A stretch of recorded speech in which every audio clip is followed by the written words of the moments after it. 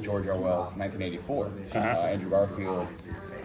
Tell us about that process where it's not an audiobook. I think a lot of people get mistaken, like, oh, it's just a new audiobook with Jack Quaid in it, right? It is a new adaptation. So tell us a little bit about that process. Yeah, I guess you call it a subgenre within the audiobook world. And I was aware of them. I heard 1984. Now I'm going to forget the name. There's one John Hamm did about the set in the 1950s, and it was written by a friend of mine. So that was John Mankiewicz. Boy, I wish I could remember that. But anyway, the name of it. But anyway, that was the first one of those I listened to. And James Patterson has done a couple.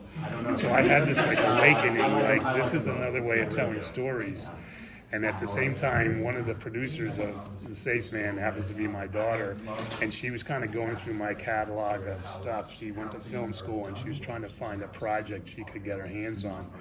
And she came across this ghost story I wrote something like 15 or 16 years ago, and I had totally forgotten about.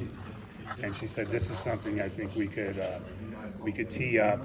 And she was talking to me about it. At the same time, I was delving into this new world of audio storytelling, and I said, listen to one of these, and she goes, oh, I already listened to these things, and she had me one called, I think it was called Passenger List. Have you guys ever heard of that? That's a really good one, and that was directed, and the sound design was done by a guy named Mark Phillips. So Callie, my daughter, cold emailed him and said, are you interested in doing one of these with me? And he said yes. So we had Mark, and then I started just writing the scripts, and based on the story and expanding it, taking it a lot further than a short story. Awesome, thank you. What was like when you wrote The Safe Man as a short story? What are you most excited about turning it into this audio? What kind of are you going to be similar to the book? Or? I got to tell, I wrote it 15, 16 years ago, and I was able to take it further. But, a short story is a short story. This thing, we knew we wanted to have about 8 to 10 episodes, and there was just open strings to that short story that I knew I could take to a further point and take it into a kind of a level of hopeful, deeper resonance where it gets into these ideas of faith, whether we can change faith, where we go. A lot of the existential stuff that's not in the short story, but it definitely keeps the writer plugged in when you can start asking those kind of questions in a story. And so I really kind of jumped on it because I knew this was somewhat of a new, I know everyone says, oh, it's like an old-time radio play. It's quite different, I think. It's really advanced. The technology is different. And what I like about it is, in my books and my short stories, I don't do a lot of descriptions of people. I've written something like 25 books about a detective named Harry Bosch, and probably out of all those books, there's less than 5 pages of description. I really trust readers and listeners to build it in their head. And this kind of storytelling just is a pitch over the plate. I've been very lucky. I got a TV show based on a couple of my characters, and so for years I didn't describe him, and now in a TV show, this is exactly what he looks like. And so it's a little bit of robbery. You take the imagination away from your listener or your reader when you have something visual. And so I kind of really enjoyed this, knowing that, and you got to write it in a certain way that there'll be little things that would open windows of imagination, and that your listener can run with it from there. And it's a really fulfilling thing if you know it's work. So, as a writer, what's it like hearing someone else perform and kind of embody the character that you made? Is it kind of who is exactly what I imagined, or is it just kind of this weird kind of? No, you get both of those. You get that's exactly, there's an author in this book, and very much inspired by a house I lived in, a safe that was in the floor of the house I had. You really draw from your own life, and I was drawing a lot from my own life to create the character Robinette. And then we do it, and he comes off as a really tough, kind of jerky guy, demanding guy. And I thought, that's not what I expected. And I thought, am I that guy? Am I that jerk? Am I that demanding guy telling a service guy, basically a service guy who comes to your house to open a safe, kind of bossing him around and stuff. So that was a little bit of a shock to me when I heard it. You know, I wasn't there for the recording of this every day. I think we did it in 8 days. And I was there 3 of them because I was in the middle of a book tour, I think. I forget why I couldn't be there, but I was there for the first 2 days and the last. And so I didn't hear all this as it was being recorded. And so then when I heard it, overall, I was super happy with it, but I just had that like, wait a minute, this guy's somewhat based on me and he's coming off as a kind of a hard ass, and I felt bad about that. And is there, you said you wrote this about 15, 16 years ago, not one that you would think that would become something like this. Is there any other short stories in your head that's kind of like twinkling from many years ago that you would like to see become an Audible production? Oh yeah, I mean we have a really good team. The 2 producers want to do more. I could see a sequel to Safe Man, hopefully, but there's are some stories I wrote. I wrote this one about, it was called Mulholland Dive, and play on the street, Mulholland Drive, about a car that goes over, and the investigation, and I think that would lend itself to it. So we're looking, it's funny, once it kind of opens the gate, this thing opened the gate, and now my 2 producers are looking through everything I've ever written, even going back into the 90s, trying to find something else that we hopefully can give the same treatment to. We have time for one more question. Yeah, you've had such great success with prior adaptations like Bosch and The Lincoln Lawyer. What are some of the differences and difficulties in now taking The Safe Man and translating it directly to audio as opposed to a visual format? Everything's difficult on TV, and everything takes a long time. Even writing a book takes, it takes a while to, I write a book and doesn't come out for another year. There was something very quickly about this process from the idea of the producers coming to me and saying, let's do this, to when people are actually hearing it. It was like less than a year. It was like about 9 months. And so the speed of being able to do this kind of storytelling was really attractive. I don't really think there was, the biggest struggle we had was at the end we used that, I can't think of her name, the iconic singer from the 60s. Anyways, Que Sera Sera, we used that song. And the biggest struggle we had was just getting the rights to that song. And because the gatekeepers on that, wanted to know how it was used, and they weren't sure they wanted it used in a ghost story. All this convincing that had to go on. But we stuck with that because the song really kind of gets to the core of what this is about, the phrase, what will be, can you change fate? And so we stuck with it and got it, but everything else was very smooth and quick, except for getting the rights to the music. Thank you. It's the first time I've ever seen you in person, man. I know. It's just like, I feel like with most of you, it's usually a Zoom screen. So this is wonderful. Hi, guys. My first time here. Oh, really? Yeah. Well, welcome. Well, cool, guys. Yeah.